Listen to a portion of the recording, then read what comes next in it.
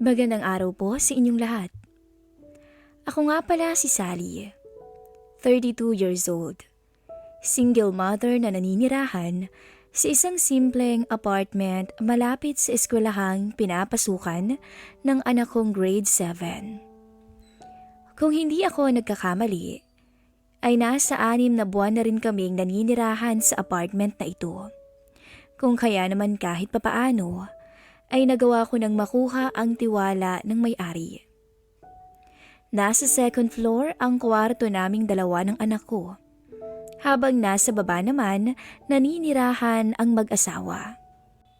Malawak at talaga namang masasabi kong komportable ako sa setup na mayroon kami ngayon. Sabihin mang medyo may kamahalan ang renta, ay kinakaya ko pa ring itawid. May mga panahong nahuhuli ako ng ilang linggo sa pagbabayad, lalo na't hinahati ko lamang ang aking sarili at oras sa pagiging isang freelance at full-time mom. Mabuti na lang at parang nagsilbi ko na ring pangalawang magulang ang may-ari ng apartment. Kaya naiintindihan nila ang hirap na nararanasan ko, lalo na ang kagustuhan kong maitawid ang araw-araw na pangangailangan ng aking anak. Dahil na nga rin nasa bahay lang ang trabaho ko, ay paulit-ulit lang ang routine ko sa araw-araw. Minsan tinatamad akong magluto, dala na rin ng pagod sa pabago-bago kong workload, kaya nagpapadeliver na lamang ako ng mga pagkain. Ngayong araw, pakiramdam ko ay sinisipag akong magluto ng beef steak, pero siya namang ayaw makisama ng gripo namin.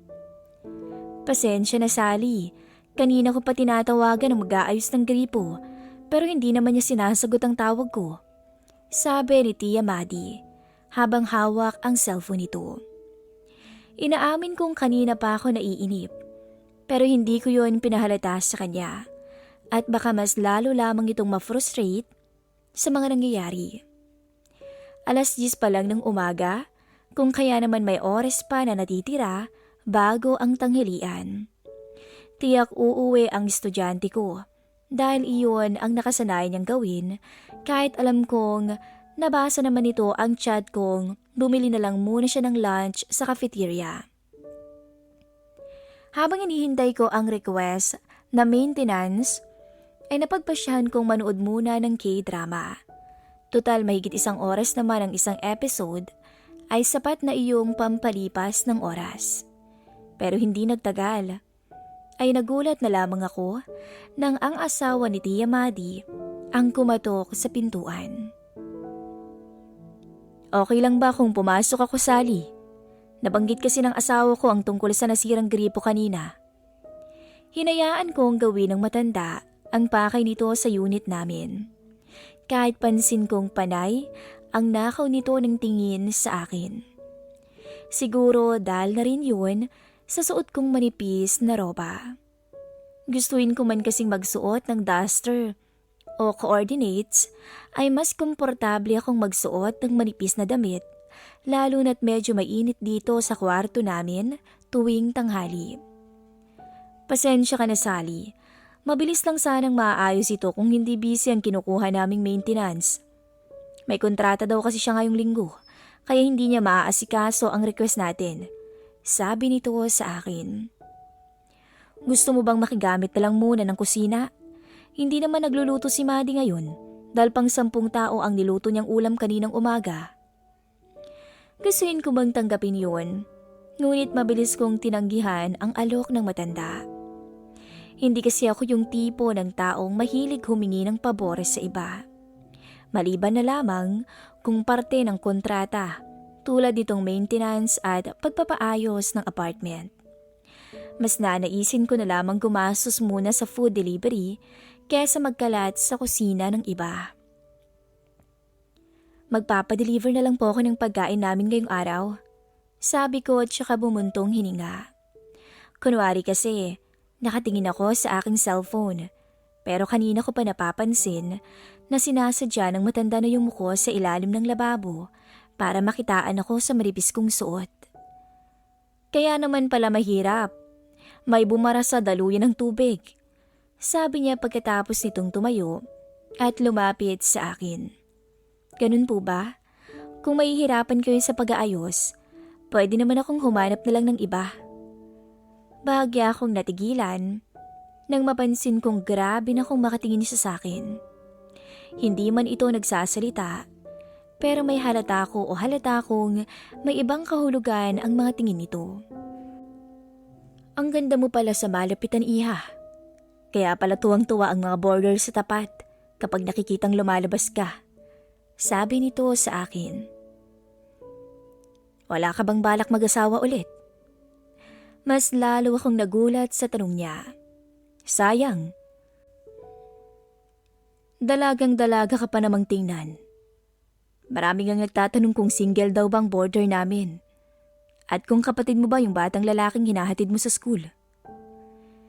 Imbis na maalibadparan, ay ginusto kong sakyan ang usapan naming dalawa sa hindi malamang kadahilanan. Kung kukuha lang naman po ako ng panibagong sakit sa ulo, maging single na lang ho ako habang buhay, tiyo, sabi ko. Natawa siya sa sinabi ko. Ibig sabihin, mas gusto mong tikim-tikim lang, pero hindi aabot sa sakal, sa kasal. Ako naman ang natawa sa sinabi nito. Hanggang sinapansin ko na lamang ang sarili kong tumatango bilang sagot. Masyado po akong busy sa anak ko para sa ganyang bagay. Halos araw-araw ba namang may project maliban sa allowance. Sobrang hirap mag-budget dahil sa sobrang mahal ng mga bilihin ngayon. Sabi ko. Tinitigan niya ako na para bang naiintindihan ito kung saan ang gagaling ang hinaing ko. Marahil dahil naranasan din nila yung mag-asawa bago nakapagtapos ng pag-aaral ang anak nilang dalawa. Pasasaan ba at makakaya mo rin yan, Sally?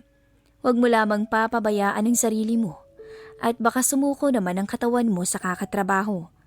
Sayang yang sexy at ganda mo kung malilipasan lang ng panahon.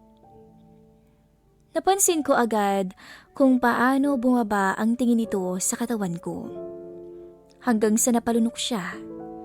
Feeling ko tuloy, para akong isang ulam, kung saan ang isang katulad niyang matanda ay biglang natakam.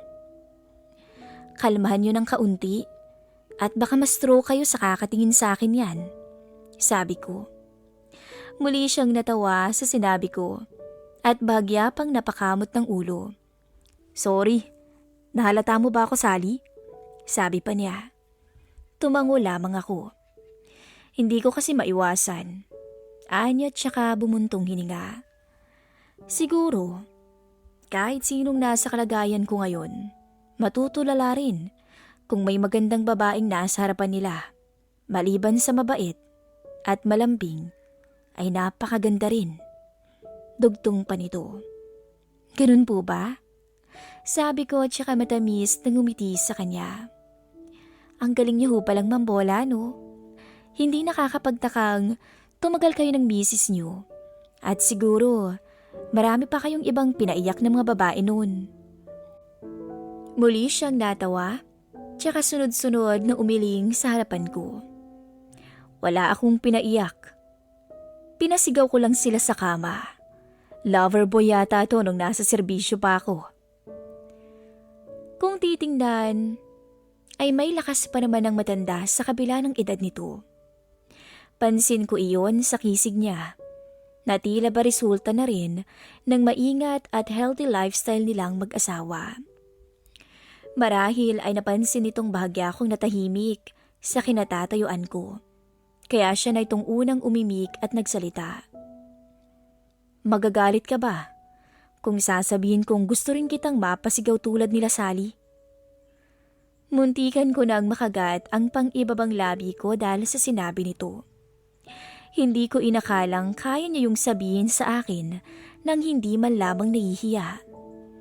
At dahil na rin siguro sa pambobolang ginagawa niya sa akin magmula kanina at sa biglaan niyang paglapit sa akin, ay nadala ako sa sitwasyon.